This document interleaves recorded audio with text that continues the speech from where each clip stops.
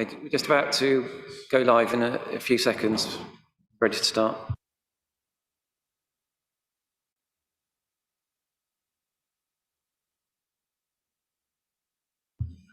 Good evening, everybody, and welcome to tonight's Environment Committee. I just have some words I need to read. This is a public meeting, and members of the public and press are permitted to report on the proceedings. Reporting includes filming, photographing, making an audio recording, and providing commentary on proceedings. Please note this meeting is recorded and streamed live. These recordings are published on the relevant meeting page of the Council's website. By choosing to attend this public meeting, you're deemed to have given your consent to being filmed or recorded and for any footage to be broadcast or published. If the alarm sounds, the premises must be evacuated immediately. Do not spend time collecting personal belongings. All emergency escape routes are clearly signed. Once you have left the building, the assembly point is in the High Street opposite the Guildhall. Members and other speakers are reminded to use their microphone when speaking. Okay. So, on to the meeting then. Agenda item 1. Do we have any appointments of substitutes? Yes, we have Councillor Agard for Councillor Cronin, Councillor Barnes for Councillor Collins, and Councillor Bishop for Councillor Lawrenson. Thank you and welcome. Do we have any declarations of interest?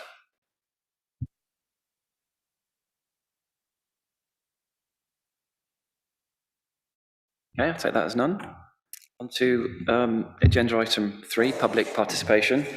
We have 2 members of the public here to speak tonight. I think both have spoken before, so the time is allocated for each speaker is 5 minutes. So could I ask Mr. Patrick Alfrey to come to the table and speak?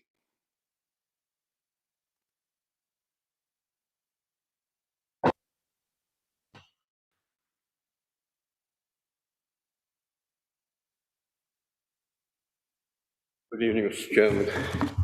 I'm sorry the acoustics aren't very good down the back there. Oh.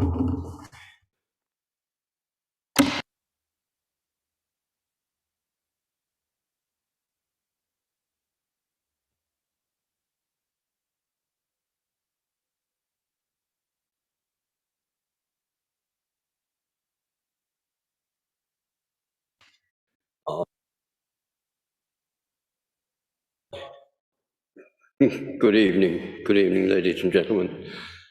I'm here on behalf of some of the residents of St John's and some of the allotment holders on the Warwick or the Windsor Avenue allotment site, where we've had a number of problems over the last 2 years, basically, none of which are coming any closer to being resolved. We're in exactly the same position we were 3 months ago when I came along before. Hopefully, Councillor Norfolk is going to take up the cause, and Richard likewise. But yes, we've been recommended to. They both had exceptional difficulty in getting any documentation out of council employees. We've been recommended to make freedom of information requests. Now, whether they're going to be any more successful, I don't know. They've been in since the end of November, and we've come back with somewhat, well, 2 requests had come back on. One, said there was no more information.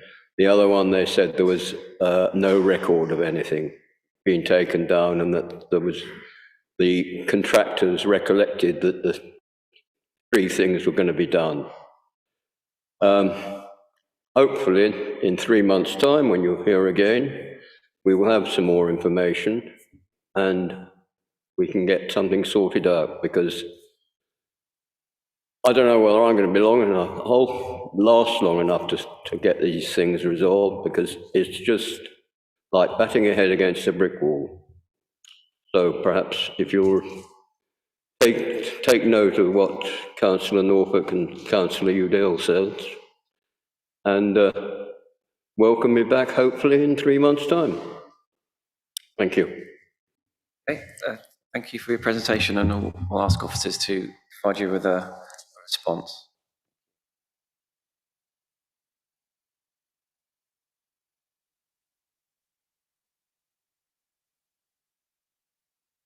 Paul, would you like to present? I'm Paul Snooks, representing Worcester Environmental Group tonight, and I'd like to mention to you our proposal to have a 12-mile wildlife corridor around the city, connecting many of our green spaces that will be accessible to the vast majority of within walking distance for the vast majority of people within the city, certainly cycling distance. We're working with Onside, the mental health charity. They're really very keen on a social prescription, getting people out in nature, benefiting their physical and mental health. We have scheduled a consultation meeting on the 3rd of March here at the Guildhall. We'll be sending out invitations to the committee members here with our proposal, and we're going to really value your input. We've already started on some of the stretches, the proposed stretches.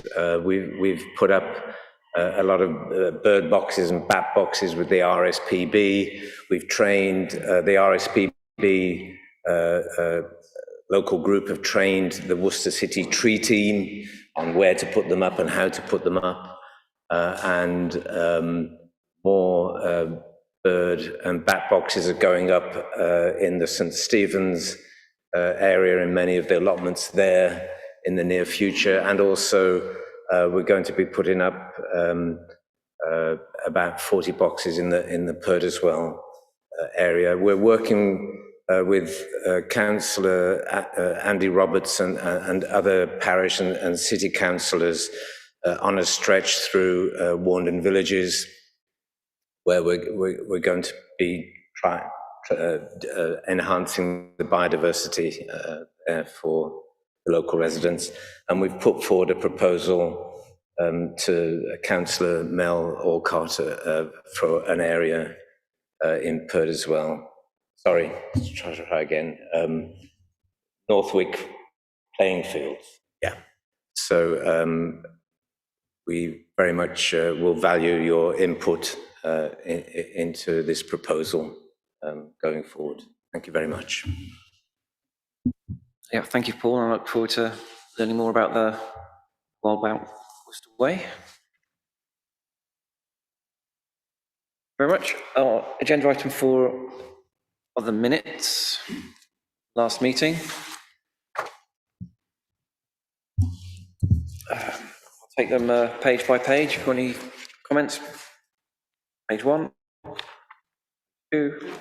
Page 1 on public participation. Obviously, you have heard Mr. Alfrey speak again this afternoon, this evening, about the issues on the allotments. And on going on over page 2, I brought that petition with over 100 signatures last meeting regarding security on the same allotments. To date, we are disappointed that very little has actually happened as a consequence of this. Security still remains a problem, and some of the outdated issues which have been raised by Mr. Alfrey in the past have also still not been resolved. I have in my possession a letter from Platform Housing, who indicated they would be paying for a number of things like new raised allotment beds, improved security, improved fencing, improved gates. None of this has happened.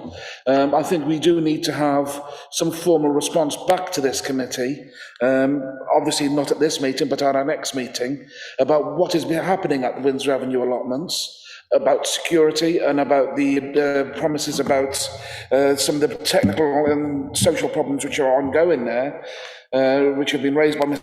Alfrey and others over a long period, to see if we can actually get a resolution to these problems.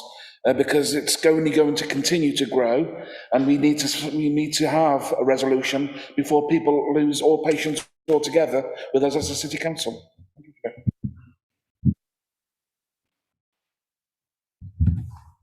Chair, I've had a briefing today from the team, and officers are trying their best to try and bring these issues to a resolution. It is slightly complicated. There are a few parties involved, but we are working as best we can to try and resolve them. So I'm more than happy to continue to discuss with you, Chair, and Vice Chair, about progress. And obviously it's within your gift if you want to report come back to this committee. But at the moment, it does seem quite an operational matter that the officers can get on with briefing yourself as Vice Chair. That's fine, Chair, but obviously as local members, we would like to be involved in that process as well, because it is taking up a considerable amount of our time, energy and efforts to try and resolve these issues. So support and cooperation from yourself, and that would be very much appreciated. Yep. Great. Okay. Any more comments on page 2, 3, 4, 5, 6, 7,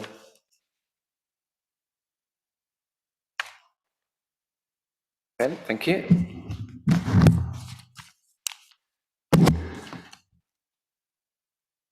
Agenda item 5, which is the paper on street scene place working.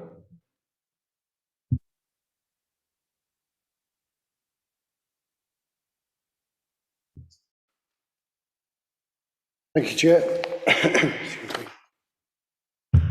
Place street scene working came about 15 months ago after a report was put forward, and for those who don't know, it's about a team working in an area, the same team hopefully working in the same area, getting to know the area and keeping that area clean. We believe it's been quite successful this year. We feel that complaints are down, and we've had some good feedback from people that he's working well. So this report seeks to continue with the place working at the current level of staff. Because when we first introduced this, there were 2 members of staff that were allocated due to leave at the end of March, and to reduce the actual number of people working in the place working. Having reviewed it, we don't feel that that would be the best way forward. To do that, we would need to change the place working and revert to possibly 3 areas, or to remove 1 individual from 2 areas. And obviously that would, both of those would impact on the areas concerned. But what we're asking for is for the committee to or keep the 2 additional place workers in post, either permanently or for a further year, pending a future review at that point. And the cost of that for 1 year would be 50.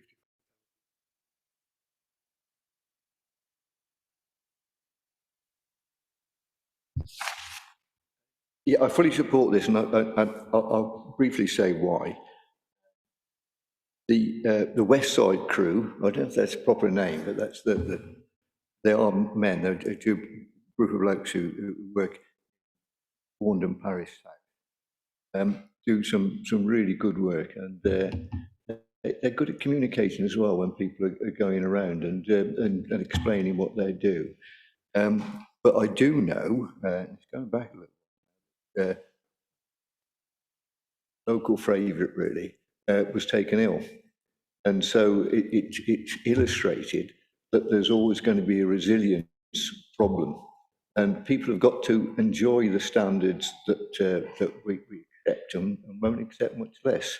And I think that level of resilience isn't there. But with these, with this extra contribution, that we'd get even more done. We wouldn't have the downtime.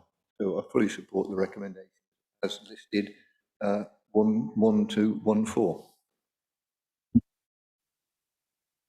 Anyone else speak or ask a question? Paul?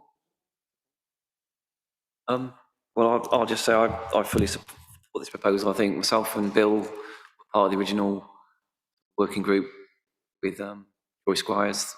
There's a lengthy trial over on the west side in St John's, and it demonstrated the benefits. And I think the fact that it sort of says on 2.3 that this pool was also used as a sort of backfill other parts of the service. So if everyone's happy, are we happy to take a vote on approving recommendations 1.1 to 1.4?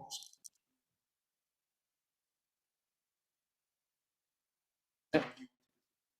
No, this one. Yeah. Yes. Just to note, compared to everything else tonight, this is the only one that's got a recurring impact on the budget. So everything else, I understand it would be on off. Yeah, depending on how votes go. So agenda item 5, recommended. Yeah, sorry. If I may, Chair, just in terms of clarifying the recommendations, agenda item 5, sorry. Agenda item 5 as a recommendation at 1.2 approves the recruitment of 2 permanent staff to the streets or approves the deployment of 2 temporary. It's important for the budget report. Yes. That's there. So it was an and/or on this one. Yes. So we want to approve the permanent allocation of these resources. So we want to approve 1.2 and 1.3. Yeah, so are we all clear on that? Okay, so we move to a vote. Those in favour?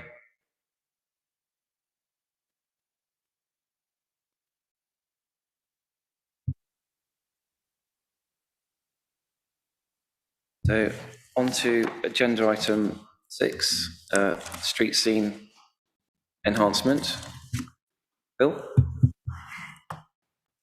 Thanks, Chair. This is another street scene recommendation.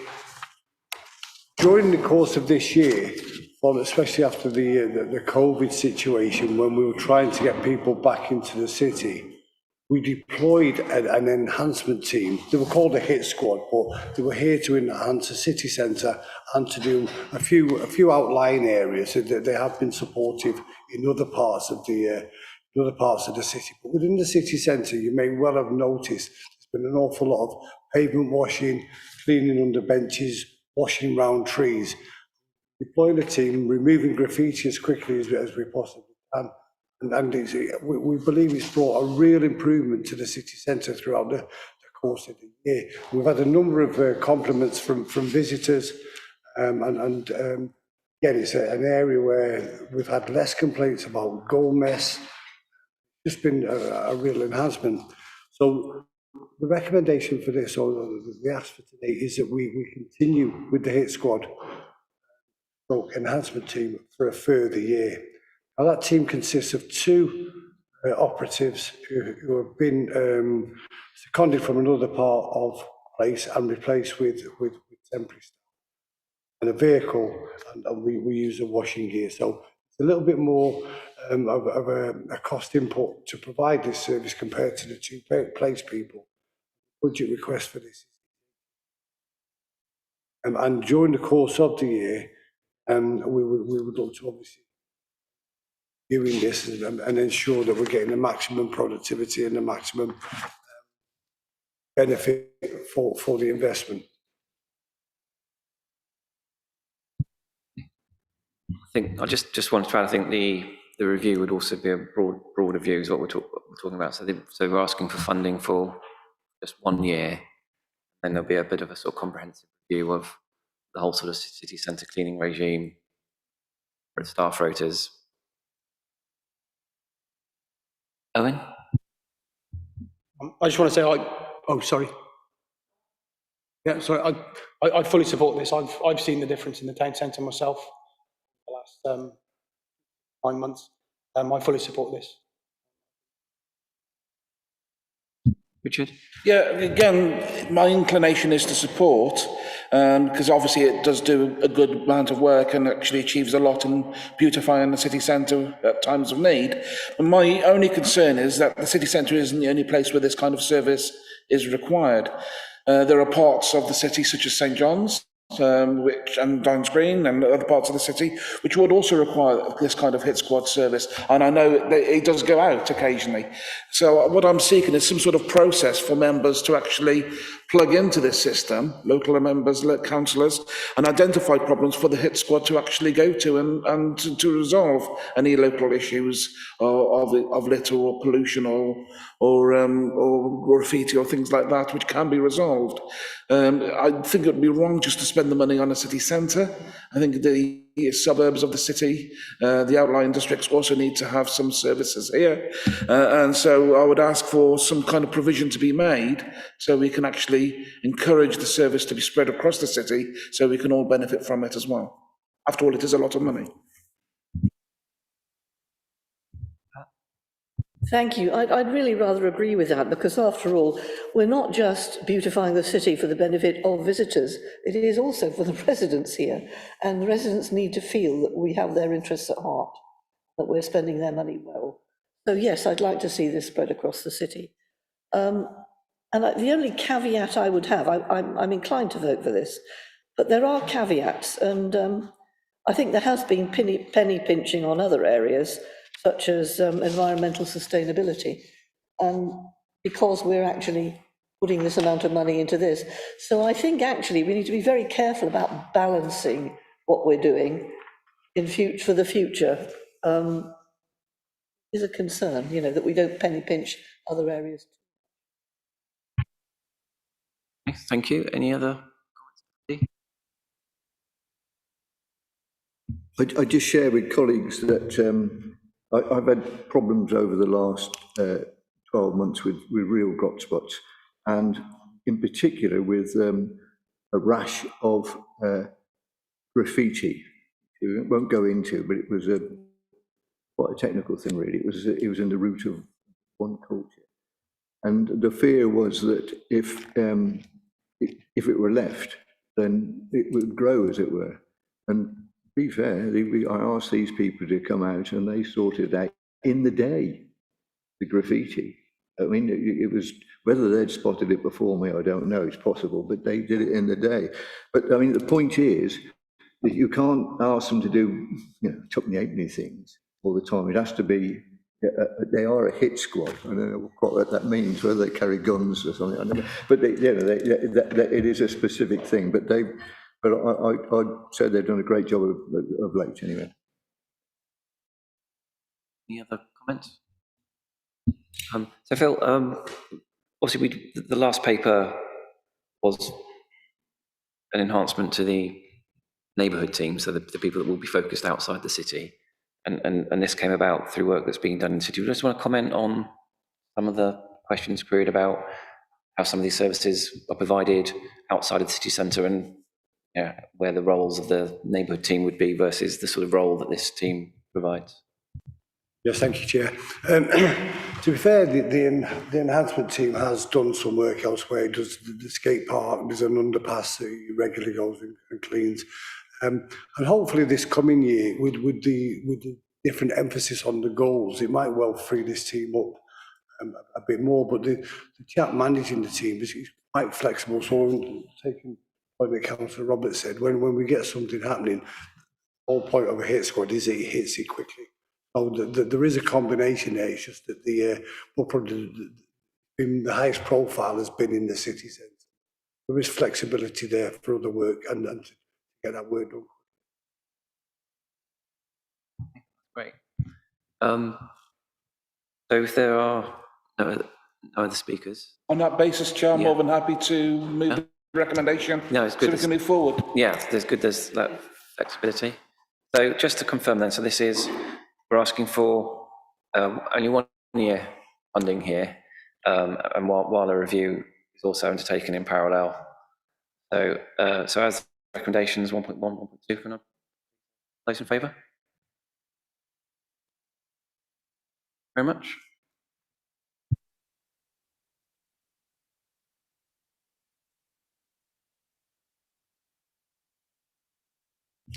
On to agenda item 7, the feasibility of public toilet provision at St John's Cemetery, and have Doug presenting. Good evening, thank you, Chair. I've been asked to look at the idea of reopening the toilets that used to be at St John's. Just a bit of background, we've got 7 hectares in size over there, about 9,000 burial plots, with about 3 years worth of space left at the run rate at the moment for burials and cremated remains. It was about 10 years ago that we last had toilet provision over there that was closed due to vandalism and illicit substance abuse. I've looked at various different models for reinstating the toilets, which are further in the paper. But frankly, my recommendation is that we don't proceed with any kind of capital spend, and we look to improve our messaging on our new signage at the site and connect it up with our new website as well, to give people an idea of other provision in the area to or from the site, so that they can plan their journey more adequately. So that's my recommendation. Okay, do we have any speakers? Any? Thank you, Chair.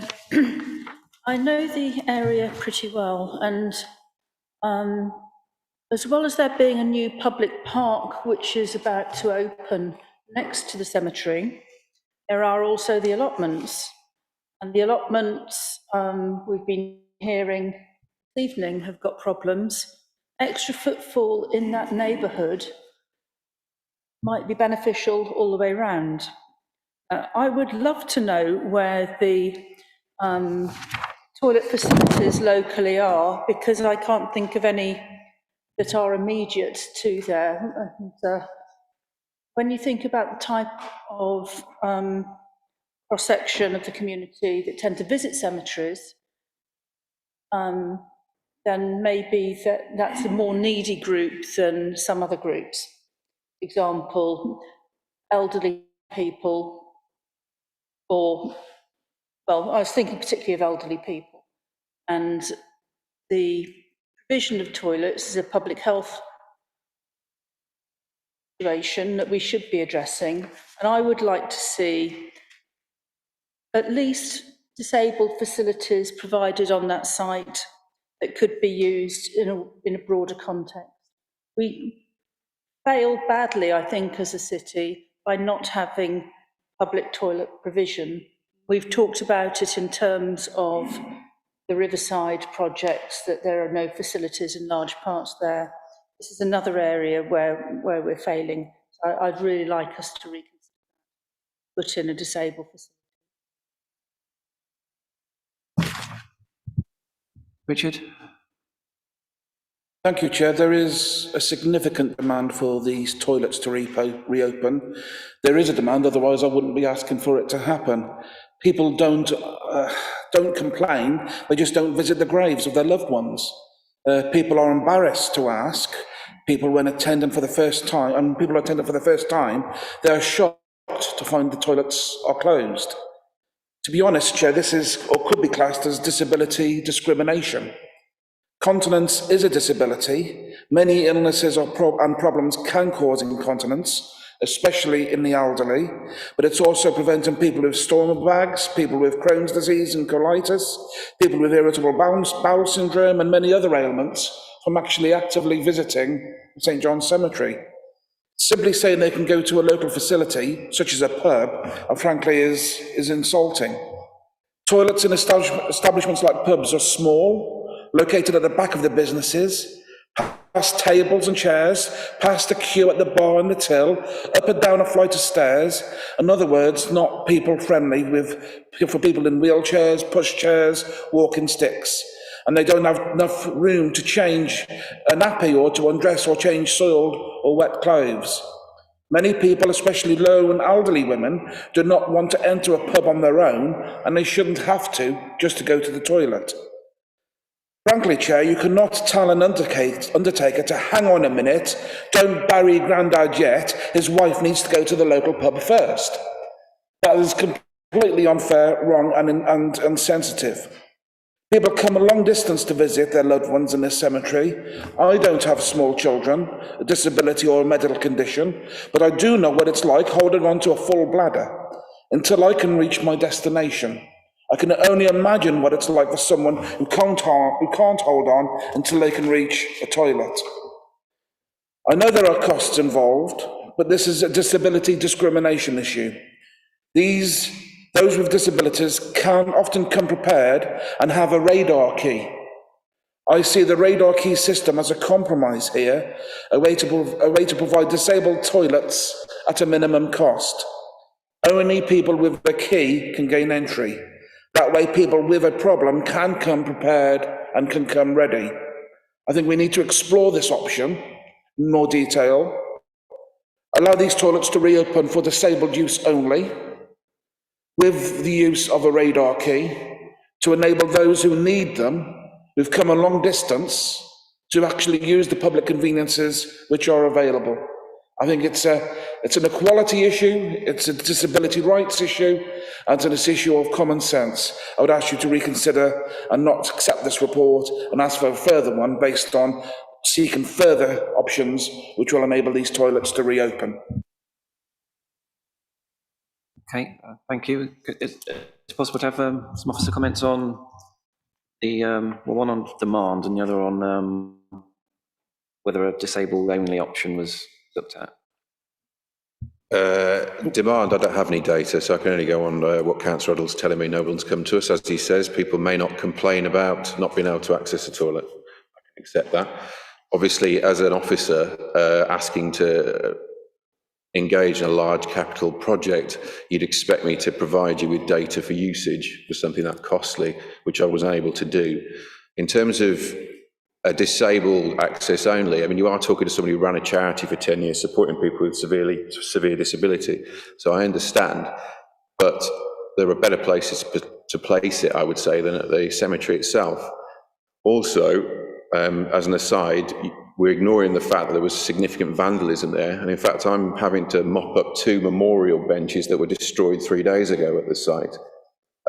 So again, that concerns me. Now, you say radar key is the option, but are the people that contact you all people with a key? Every single one of them?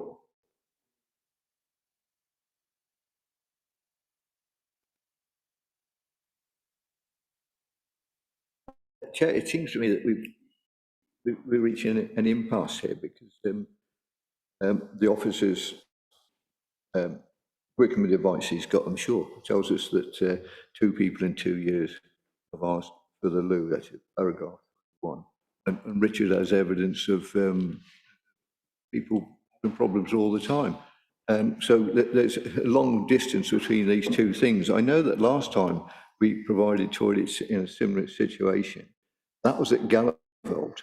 And what was managed then was we invested in I don't know if it was called the Sons of Rest, but basically that building, and they adopted them. Now, I don't know whether there's anything, but what Richard said was that we should explore this matter further. Now, if you've got a massive difference in evidence, I suggest that perhaps that's what ought to happen. I'm sure everybody's saying it as they see it, but they're all seeing something very, very different. So I think we can't make a decision on the report as put, but perhaps you look at it again. Chair, thank you. I think the role of officers is to present factual information, Chair, and Doug has confirmed that his staff have only been approached, I think, once or twice over the past 2 years. And having checked our systems, the council has received no complaint, no service request, or any matter raised to us formally in respect of toilet provision at St John's. The other note of caution, Chair, is around the term sort of disability discrimination. I'd slightly challenge that. We're not discriminating. There is no toilet provision there for anybody. So just to come back on that point, Chair, just to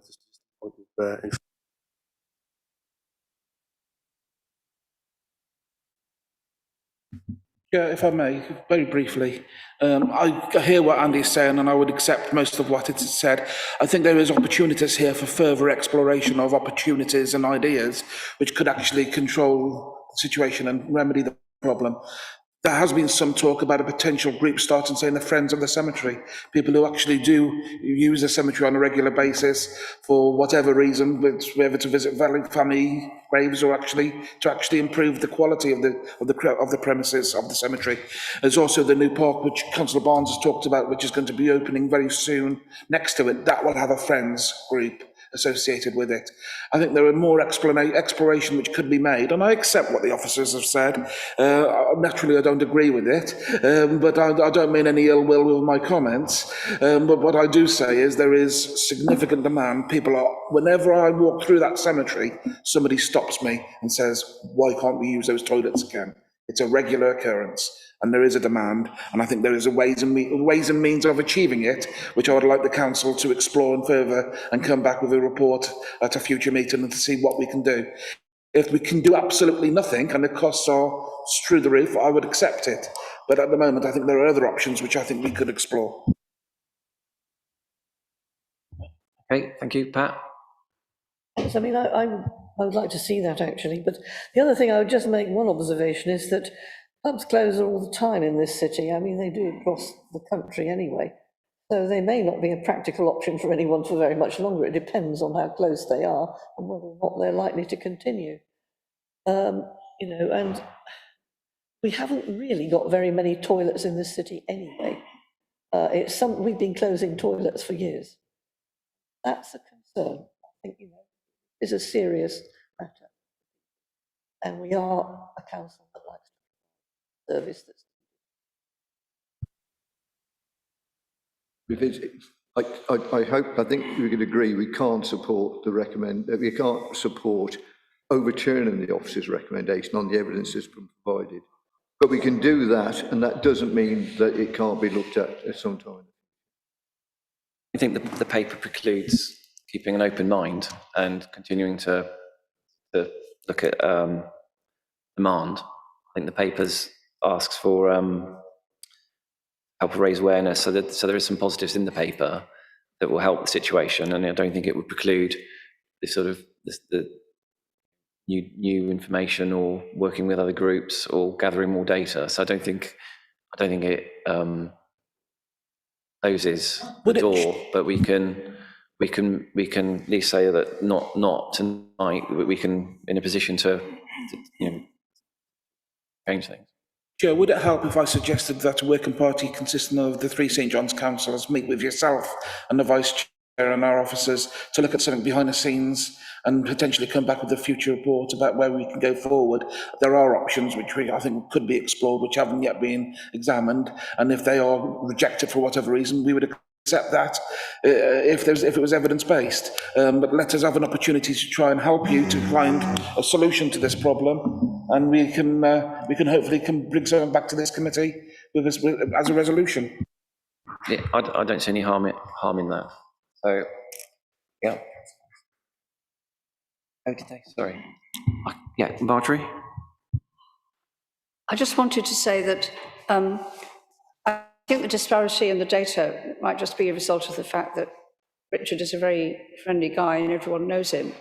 And he's more likely to be spoken to about this, maybe, than the people who work at St John's, who probably aren't there that often or all day.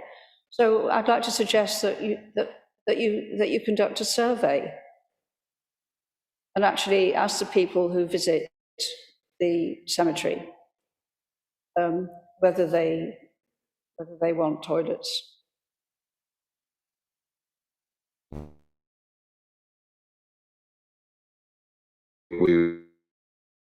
People at the bereavement services and have been doing my team are doing a great job. So it's just about data as far as we're concerned. So yeah, very happy to join a working group and look at alternatives. You're the custodians after all. All right.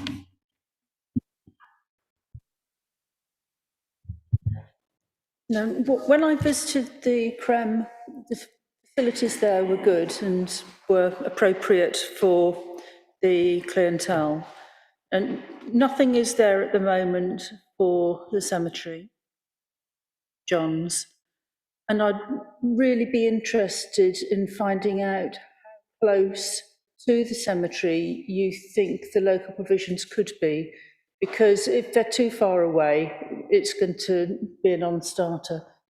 It'd be useful for this committee to have a list of the premises that you think could facilitate in the future. Yes, that was going to be that's the recommendation, that we do a mapping exercise. And I wasn't actually suggesting pubs. It would have been other facilities more appropriate, like leisure centres, etc. I accept that sending people to pubs is not acceptable. They're private facilities after all anyway, and I doubt they'd be very pleased if people were wandering in and out using their toilets without buying a drink. So that was not the idea. The St John's Leisure Centre, you can't go through the front door to the loos. You have to go through the barriers. So again, there's quite a big piece of work to be done maybe, and they're quite a distance away. If you're having to walk, then it's a distance away, and those things matter.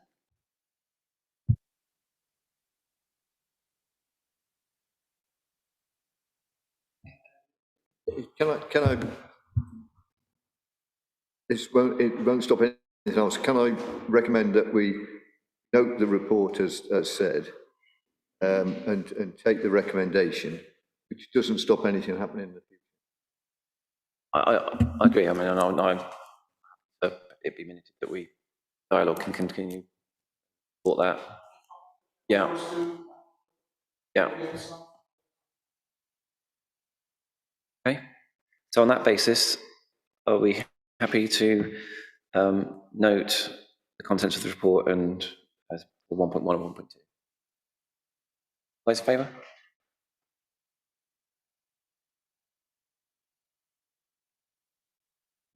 Thank you. Thank you, Doug.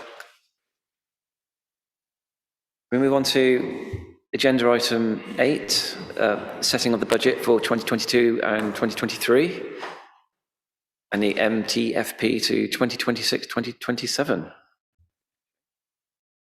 Thank you, Chair. Good evening, councillors. This is the third stage of the budget setting process for this year and the final stage for this particular committee. Any items which are identified tonight as committee wanting to put forward in terms of the budget for this year will go through to Policy and Resources Committee on the 7th or 8th of February, rather, and then on to as recommended, to Council at the end of the month. We have 4 recommendations. The first relates to the proposed budgets for the various services identified for 22-23. These are set out in Appendix 1. Members will see that overall there's a net increase in the budget of around about £200,000, a little over that, which in the context of a £8 million spend is about what you would expect in terms of pure inflation and salary increases and so on. So that's in line with expectations. I think it's important to note that we have reset the income for the committee. That includes the car parking income and leisure services, for example, where we've had a lot of pressures over the last couple of years back to full recovery on the grounds that at this stage we have no reason to suppose that income won't recover in full during the year, but that's the position which we're taking, and we'll deal with that as we go through the year and see how that works out. The second recommendation is around anything included in the income and efficiency plans. There's a little residual amount of £30,000 or so in the efficiency plan for this committee, and that's mainly around small increases in income. So those are accepted, and we're quite content that those will be achieved. Then recommendation 3 is that the committee services reviews the capital programme. Appendix 3 sets out the capital programme for the council as a whole. I'm not aware of any proposals to reduce any items there, but there are included in this report some additional capital proposals to be included in the capital programme when we get to the council meeting. I'll come back to those in a second. And then also finally to accept any new budget proposals. And there are a number of those set out in the report, which I'll go through, but this is also an opportunity for any further items to be brought forward tonight for the committee to consider and make a recommendation on to Policy and Resources. So just in terms of the last item there, so paragraph 4.4 and the table below that includes information that we've received today. I am very grateful for members for bringing this to our attention well in advance of the committee, so it's given us time to consider them and shape them as some of the reports we've already seen. The first is in respect of enhancement for goals. Well, that one was agreed at the previous committee, has already gone through to policy and resources and is already approved and included. I've simply included it here for reference so we can see the full extent of the contributions the committee is making to the budget. The second is in respect of the city centre street scene enhancements. We've already seen a report on that, which has been accepted, so that's been put forward there. And there are two further items, one in respect of additional training and increasing skills and expertise in respect of biodiversity. Members will be well aware this is an area of considerable interest for the council, and this is an opportunity to increase the skill of the staff that are involved, and there, in particular, a key individual who's been identified with a lot of interest to do some additional training. So there's more information on that in paragraphs 4.6 and 4.7 in the report. And then the third one is in respect of Purderswell landscaping. There is an annex to the report which sets out the technicalities behind this, but essentially there's a shortfall in funding against the original proposal. So this has an opportunity to recover that shortfall and make sure that we complete the scope that was intended. Then moving down to paragraph 4.9, we've also considered this evening the place working with street scene changes. Now I've included that as an ongoing revenue pressure as opposed to a one-off item for 2022-23. We need to keep that separately because that will be an item which will affect the council tax base. It's not a reduction from reserves, it's an increase to the ongoing revenue pressures. And we have also considered this evening the St John's Cemetery opening of toilets and staff facilities. So taking the recommendation at the moment, that one will not be taken forward to P&R as a recommendation. We'll revisit that when we've done the additional investigation subsequently.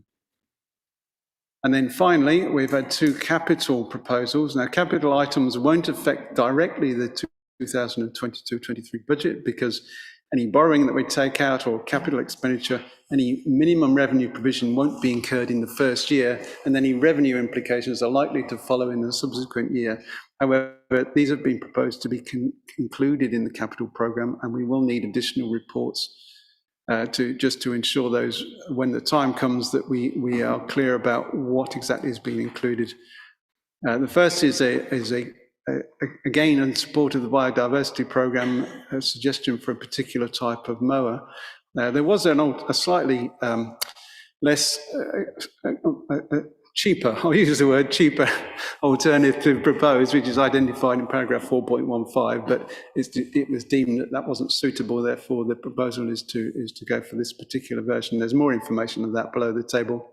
And then finally, we've received a proposal for increasing the number of electrical charging points in car parks. The ones which were installed at St Martin's Gate appear to be very successful. They've got a good deal of uptake, and this therefore looks to try and accelerate that programme. There's more detail in terms of how that might work from paragraph 46 onwards. That's the full set of proposals we've received so far. As I've said, if there are any further proposals, then now's the opportunity for members to present them so that they can be considered, and if approved, taken forward to policy and resources. Thank you, Chair. Okay. Thank you, Shane, and just want to put my own opinion on some of these and the advantage of being chair. So just on the Purderswell landscaping, I just feel the landscaping is possibly the wrong term. It's almost like rewilding. That's the creation of new forests, woodlands, wet woodlands, many new habitats, natural meadows that are basically transforming what was the former golf course part into a nature park, which was approved to this committee a couple of years ago.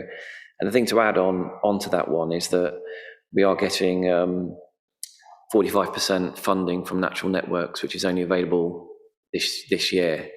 So if we deferred that and wanted to do it in future years, it would cost 45% more. So that's why an importance on that one. And onto the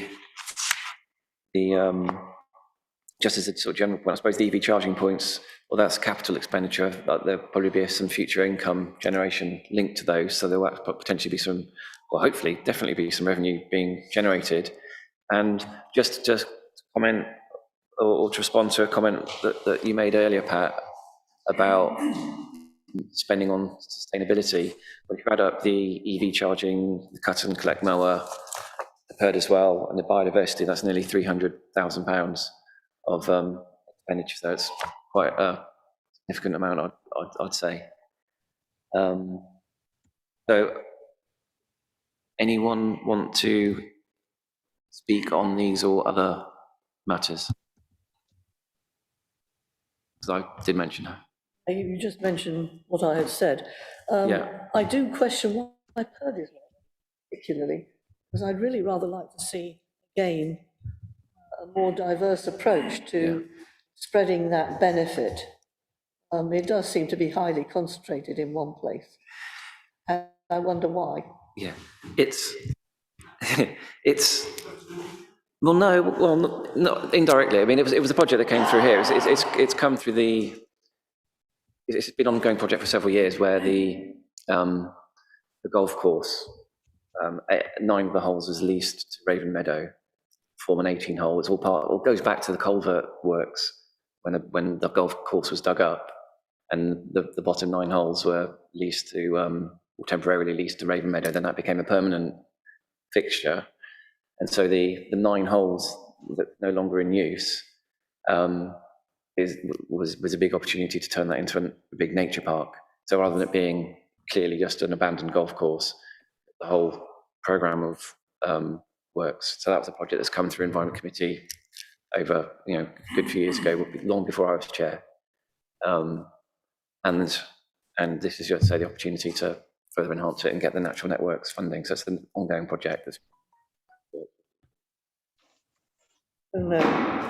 Which member it was of the City Council who contributed the funding that we see, 3,500?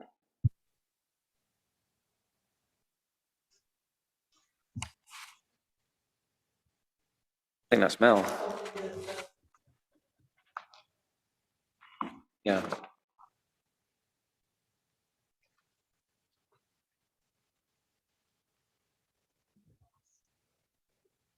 Sorry, I'm out of thoughts. I'm not on the committee. When do I speak? Is it now? Is it later? Okay. Yeah. Thank you for allowing me. Say that again. For the PERD as well project, Mel, there's a contribution of £3,500. Was that you as councillor using your? I have contributed 2,500 from the provisional fund, which I believe is being paid now, or will be paid before the end of the financial year. Yes. Thank you. I believe you've got something you want to present tonight. Thank you. Yeah, thank you for allowing me to speak. Just briefly, obviously, I'm not on the Environment Committee, so I've kind of come along quite late in the day this evening, but I just have a small proposal that I hope you'll be interested in and that we can take forward to P&R. And it relates to, in front of you, you've got a small map and a little bit of detail, and it relates to the Northwick Playing Fields area in Claines. It's quite a large green field. It's been there for years. It was used to grow potatoes with Dig for Victory, and it's used a lot by residents and visitors now.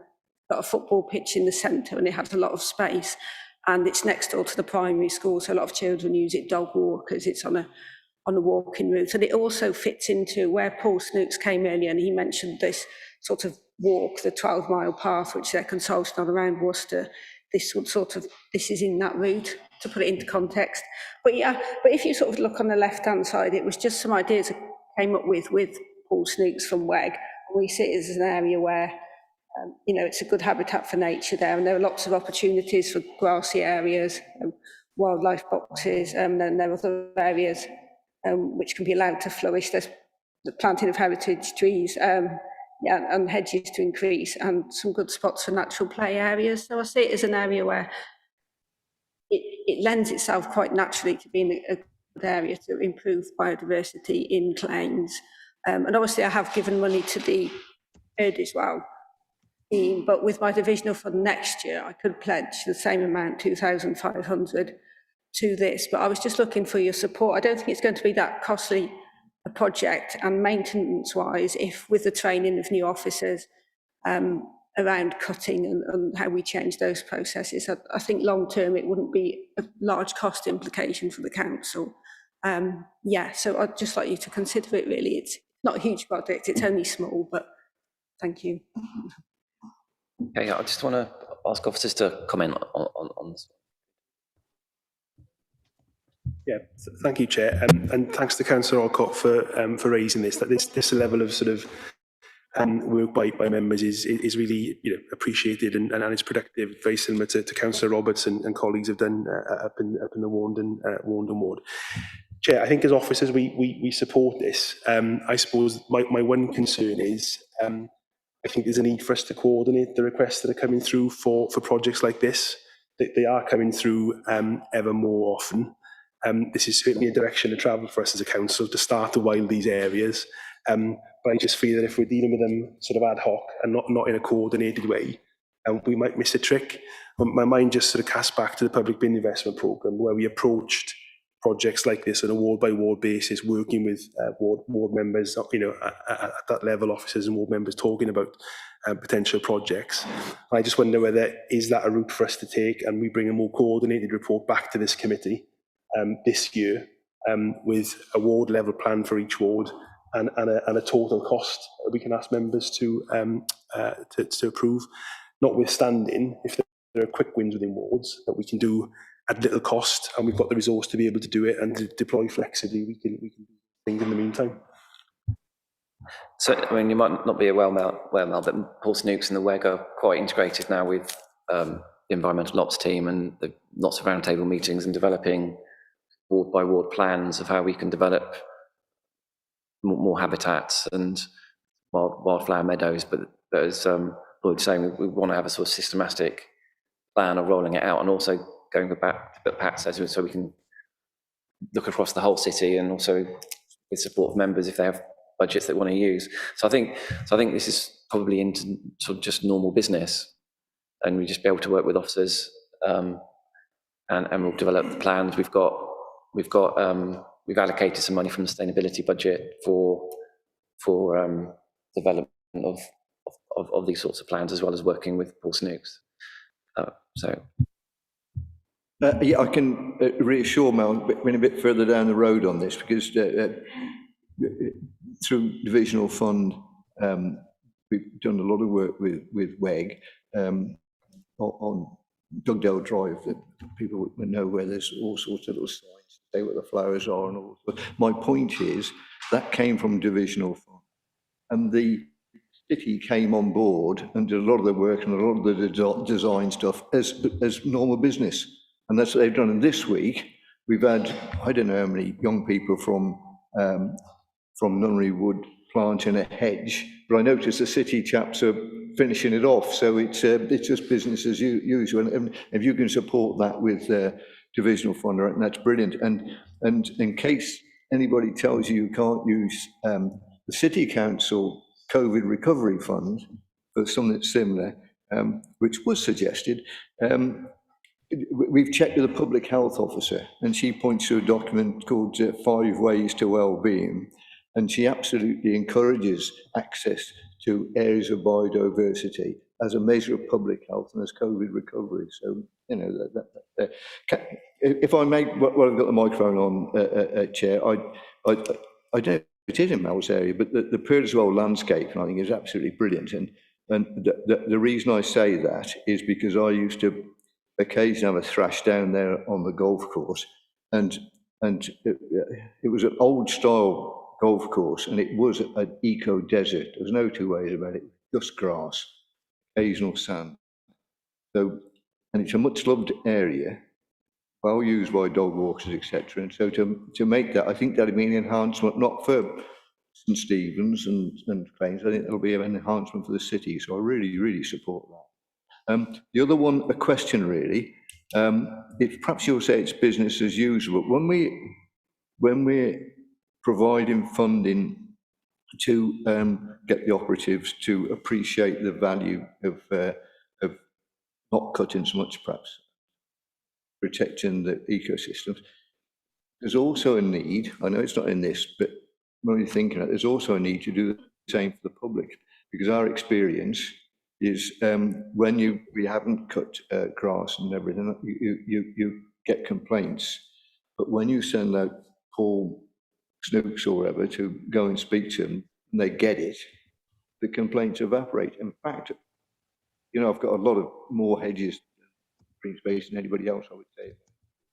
I would tell you, I'm getting as many complaints now about overcutting as I am about not cutting. So I think you've caught, whoever's put these together, they've caught the mood. And I support them all, as was outlined by Shane. Thank you very much, Andy.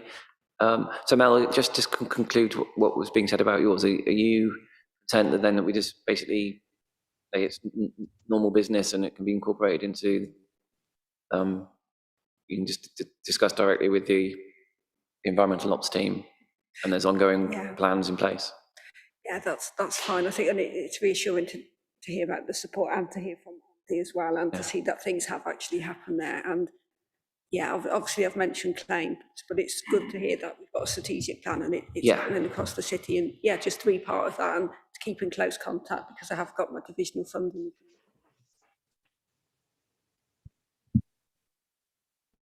Yes, thank you, Chair. Just to confirm that we are working closely with Paul Snooks now, and that's improved over recent months. He's coming in to do some training with the team as well, and between him and the operational team at the depot, I saw it today. I meant to take a photograph of it, but there's a list throughout the city of areas where we can actually do natural wildflowers. So Paul's helped us with, so we're not having to seed. This is a natural areas that we can, hence the cut and take away. So we're working closely with Paul and identifying some really good areas that will naturally help with biodiversity. So just to confirm that is in progress.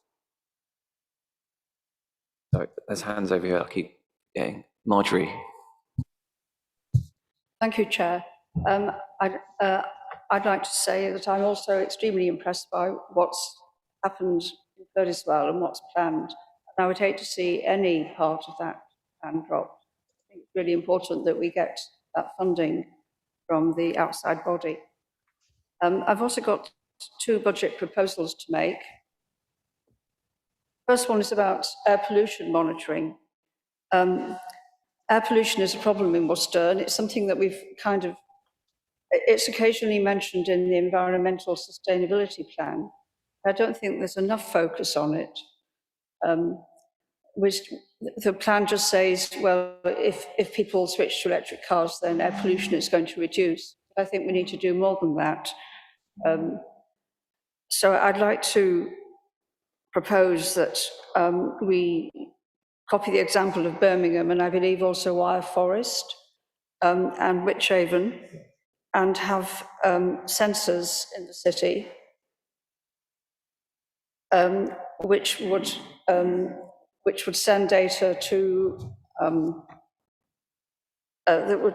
which would send data that people could view on the internet, see where the hotspots are in the city, and which places to avoid, especially for people who have lung conditions. I believe a feasibility study was done in Wyre Forest, which we could perhaps make use of rather than starting from scratch. I believe also there were 6 hotspots identified in the city before the whole city was declared an air pollution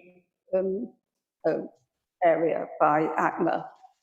So those 6 sites seem to be the right places to put sensors.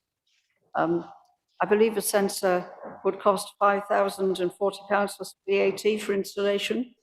Obviously, there'd also be some maintenance costs. You want me to stop there and then tell you about the other one afterwards?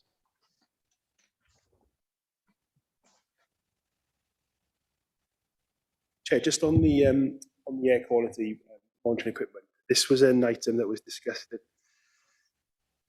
Licensing and Environmental Health Committee, I think, back last year. WRS did do a little bit of work. Obviously, we have what we call non-automatic monitors at the moment that monitor NOx, and they monitor sort of annual and monthly trends, but it's not real-time data. WRS did commit to going away to look at that, and as part of this year's annual air quality action plan process, one of the recommendations in that may well be that we need to move to an automatic analyzer, but at the moment, we don't have the information available for us to put a business case together for that. Just to sort of come back on one of Councillor Bissett's point, I think if you're looking at a decent analyzer that links both into public websites, but also links in with some other systems that for kit to be a level that's sort of government qualified and feeds back into the national system, you are looking at £35,000-40,000 per piece of kit, not £5,000. So there is a vast cost difference. So I suppose the point I'm making, Chair, I think this will be an issue for Licensing and Environmental Health Committee during this year, and it may well be a recommendation of our air quality action plan process that we move to continuous analyzer. But at the moment, we're not in a place to be able to put a business case. Thank you. Any other speakers on this air quality recommendation? No. So, I mean, as chair of this committee, I'd certainly would want recommendation to come via the environmental, licensing and environmental health, where the air quality is their remit, and if they've got an ongoing study looking into that, I'd certainly want to wait until they've completed their study and come up with a sort of solid recommendation, and then if they, I think we're the parent sort of committee in terms of policy for budget recommendations, and I certainly wouldn't want to do something sort of that I've only heard about sort of this evening that could be of that nature when there's an ongoing study. So, your thoughts, Marjorie? Well, that makes sense to me. I wasn't aware of this other work going on. Just so long as everything happens as quickly as possible. Yeah. So the study is done in a timely manner, and we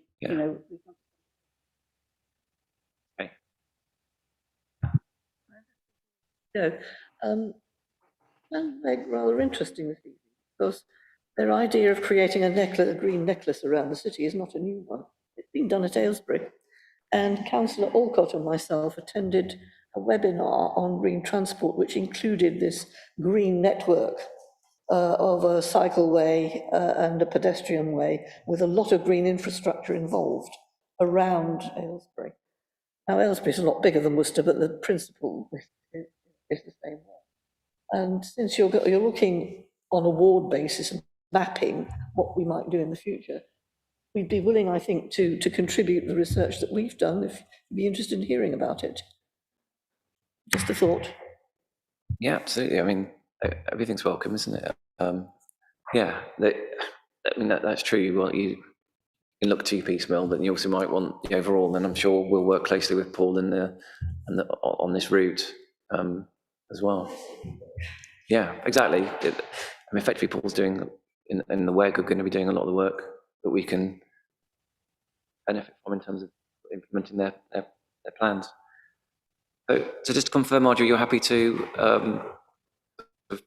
hold back on that for now and wait for the come through from licensing? Yeah, okay. Do you want to do your second item now? So I go on to my other proposal. This one is about pest control. I'd like to propose that we spend £15,000 on subsidising the cost of pest control to residents of Worcester City who can't afford to pay for it. I've already discussed this with Lloyd, and 15k seems to be the right amount. Or it's been put to me that we shouldn't spend this money, and that pest control is a simple matter of common sense, such as cleaning, removal of rubbish, etc. I think this is all very well when you look at individual individual houses, but residents are affected by what goes on in their neighbourhood. And I think this is especially true of rat infestations.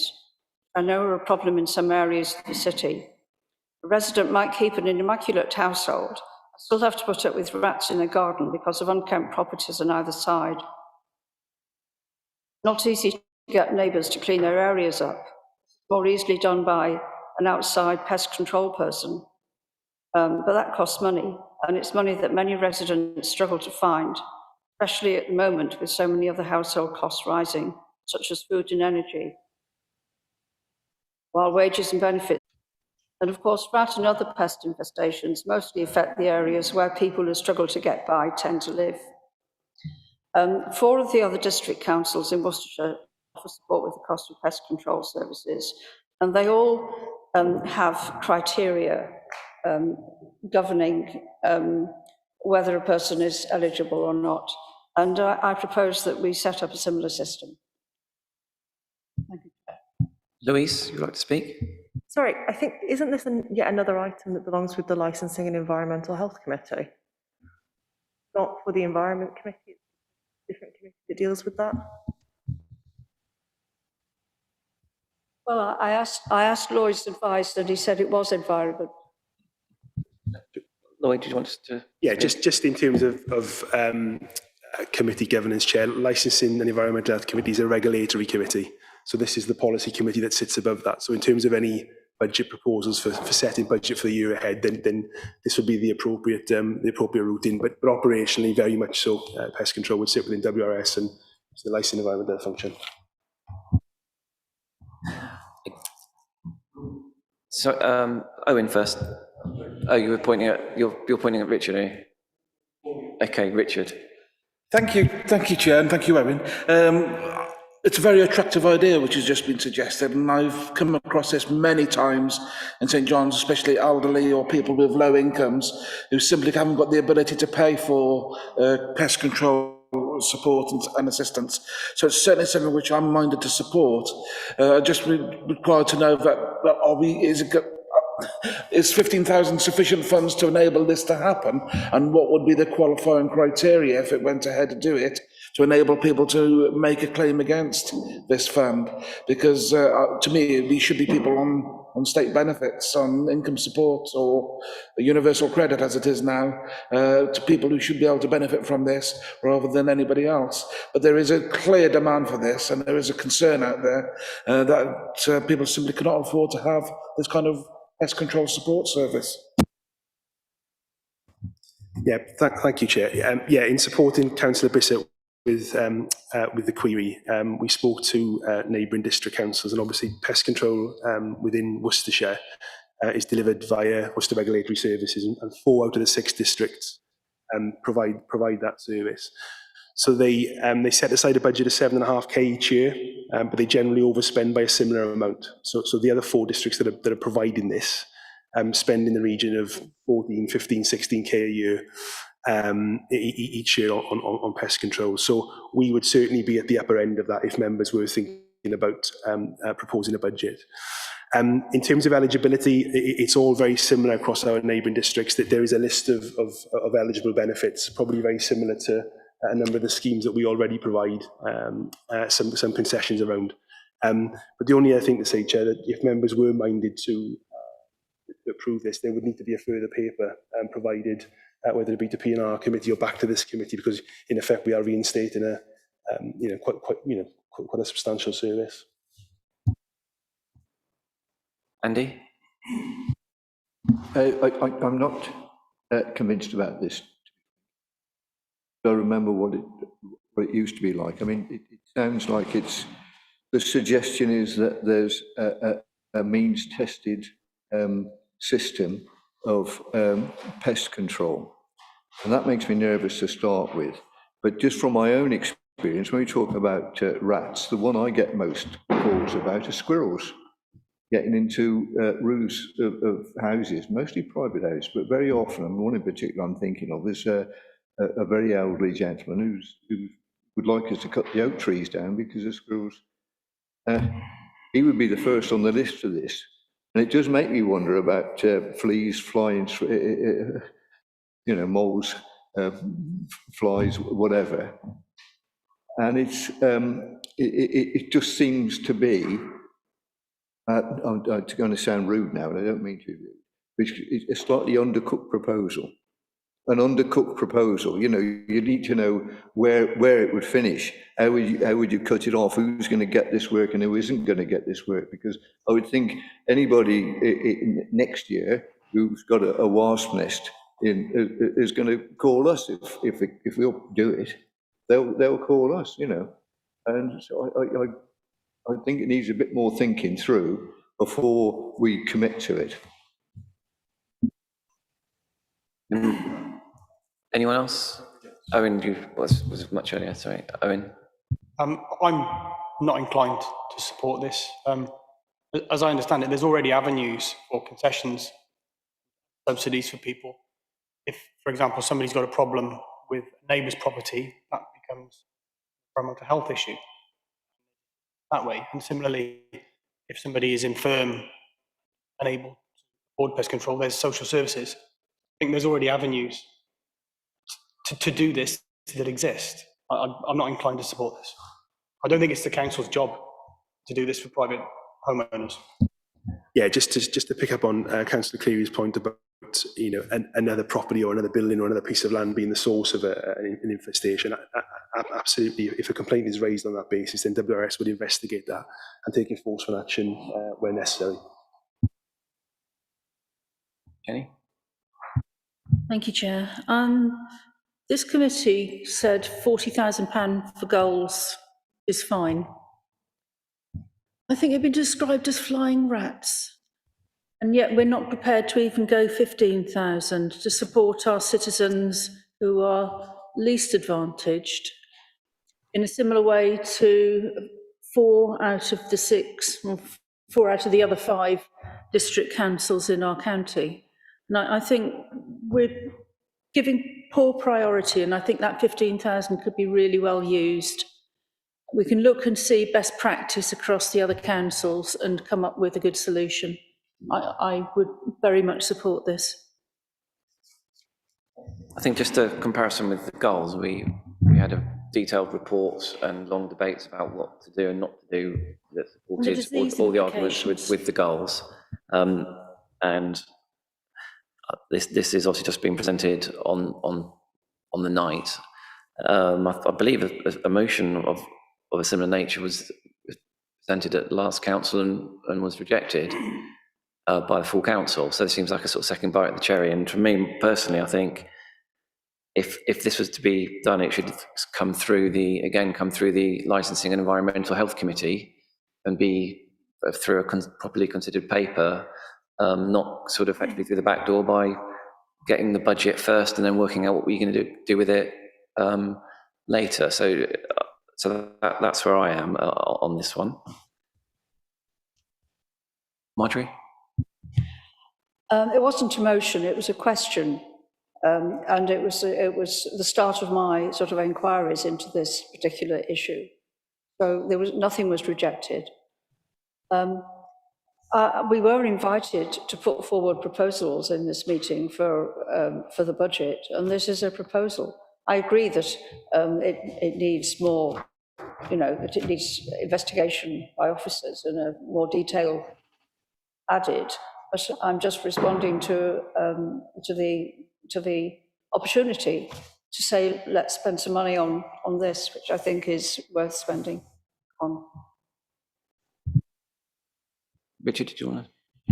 If it helps, because I can hear what people are saying about the procedural problems and the issues surrounding this. I think what we can probably do is say that we wish to make an application to Policy and Resources and Council for this funding, but we need to have a report back to come before us at the next meeting to see exactly how it will be spent and what would be the criteria so we could agree to it. There is a problem. I see on a regular basis during the summer months people with wasps' nests who simply cannot be able to get rid of them, do not have the resources, and take it in their own hands to do the work themselves, which is not only damaging to them, but it's damaging to the wasps themselves. So there needs to be ways and means in which people who have got limited or low income, and let's face it, they've just had £20 a month taken out of their income from universal credit. So that has another slap in their face. So people on that kind of benefit, they need our support and need our assistance. We used to provide this kind of resource. We used to provide it for everybody. I think we should provide it for the people in most need and enable our officers to come back with a report at our next meeting to see how we can put the meat on the bones and put a proposal to us, but to agree the money in advance and establish the principle.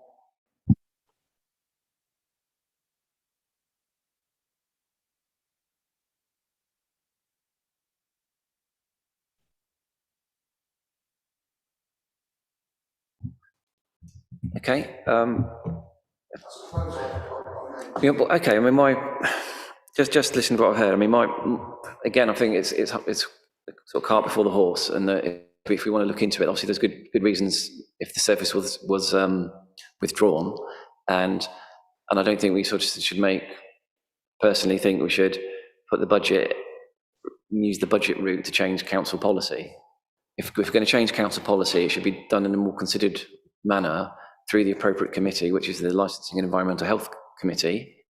WRS obviously report to that committee. They will have data on pest control, on complaints, on health issues that have been reported.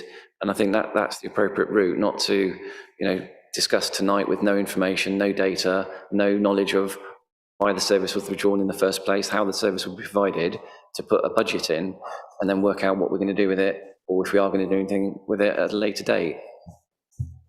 Just briefly, when we're going to do that report, can we also look at the decline in the wasp population and our commitment to biodiversity and what effect this might have?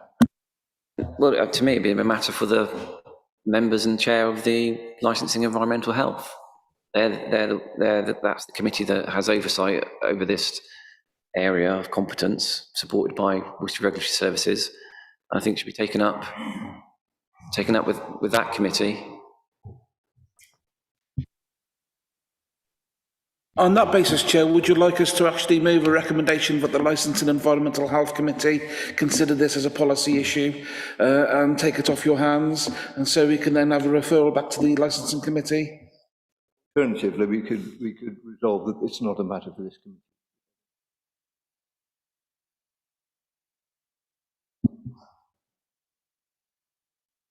Sorry, Chair. Yeah, just trying to find a way. I'm more than happy to commit to taking that back to the Chair and Vice Chair of Licensing and Environmental Health Committee to see when we can get that on the agenda for that particular committee. If Councillor Udall is happy with that approach. Just seeking a bit of clarity here as well on the issue which was raised earlier, that this is the policy committee and they're the regulatory committee.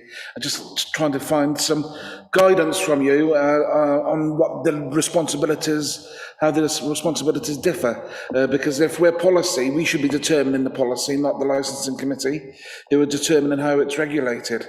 So there is a conflict there, which I suspect, but this is the committee which is responsible, not licensing. But I take officers' guidance on that. Through you, Chair, if it helps, because it's the budget report that's under discussion, for the purposes of this exercise, there are the requirement constitutionally is for the Policy and Resources Committee to consult with the policy committees of the council, which we take for this purposes as environment, communities, health and well-being, and exceptionally the Place and Economic Development as a policy committee. So those are the committees which are able to put forward budget proposals through to P&R, and they would do so on the basis of information gathered from the regulatory committees or other sources. So we would look to, in this case, licensing committee to develop its proposals, and then a recommendation would come through to this committee for a budget vote to go to the to policy and resources. Okay. Okay. Marjorie? So what would the timetable be for this process? Presumably we would miss this budget.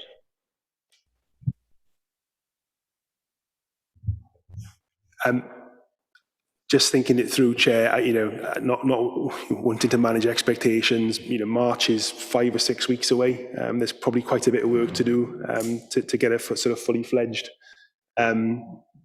business case together for March. I think the next committee then is probably early summer. That would probably be my estimate, Chair. We get a report to Licensing Environmental Health Committee early summer on that subject. Okay. So on that basis, are you content with that outcome, Marjorie? As in, or do you want? Yeah. Would that then mean that a sum of money would go into the budget for the following year? So nothing would happen until March 2023, until the start of the next financial year? I mean, that's only a question of information. I'm still relatively happy to take that route. I'd just like to know.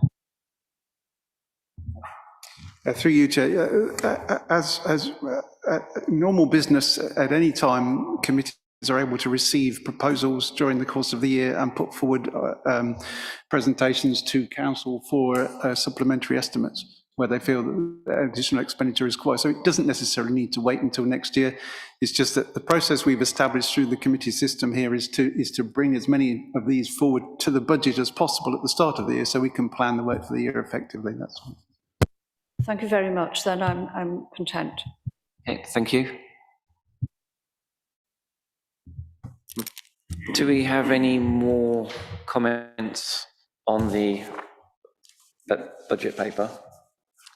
Robin? Thank you, Chair. I just have 2 items to suggest as possible budget items.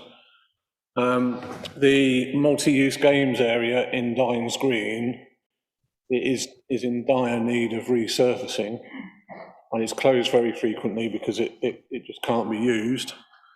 There's an estimated cost of around 35k for that. And another item is a pétanque court at Cripplegate Park, and the estimated cost for that is about 5k.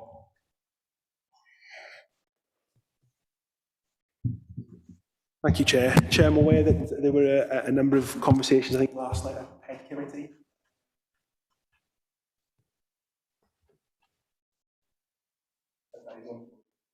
And it's that committee now that take oversight of that project. We've advised a number of members over the last sort of month or so, brought proposals to us around play areas that they will need to feed into the strategic play area assessment. Because again, it's important that we're now considering, play areas, whether it be junior play or youth play, in totality, not sort of on an area-specific basis. So my recommendation, Chair, that the information Councillor Norfolk has brought tonight is fed into that process, so we can consider it in the round. I'm happy with that. Thank you, Lloyd. And I'd certainly support a full court in Worcester. Okay, so if you're happy with that response, do we have any other comments on the budget?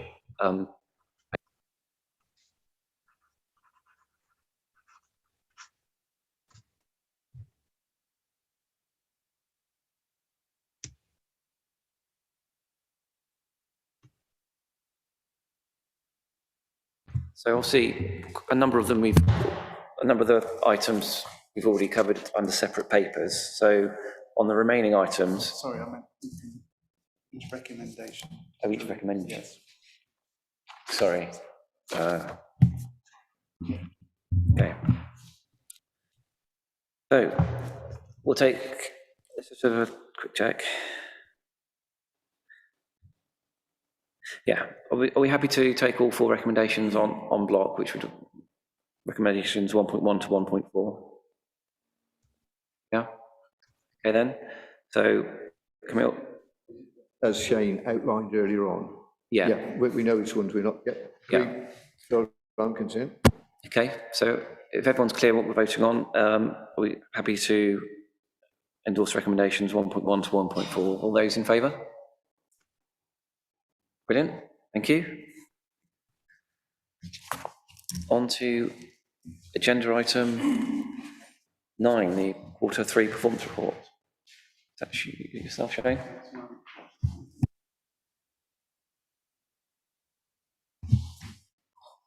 Thank you, Chair. This is just the regular Q3 performance report. I'm pleased to note that we have, most of them are on target, are on track in terms of performance indicators and projects. The one that's slightly slipped behind is the Bereavement Services Facilities Review. Obviously, this is a very complex piece of work.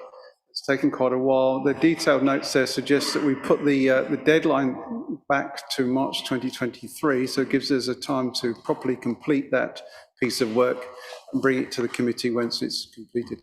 There are detailed notes on each of the other items in there, so I don't propose to go through them all, but if there are any questions or queries, then we'll do our best to answer them for you.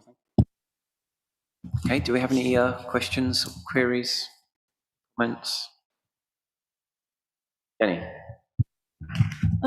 Could the officers comment on the satisfaction with parks and play areas, which has taken a bit of a dip? Is there a particular reason for that?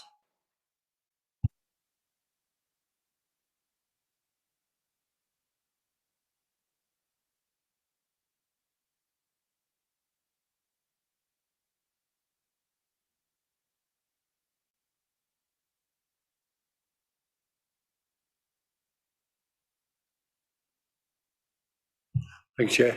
Yeah, if you know, this was from a year ago, 2020-21, so I think this was taken during the time of COVID and the restrictions, so do another survey next year, but I think from what I've been told of colleagues, it's a case of, you know, people were being stopped from using parks and people were social distancing and so on. What about, you know, the water feature was closed. It's more to do with the restrictions that were imposed than.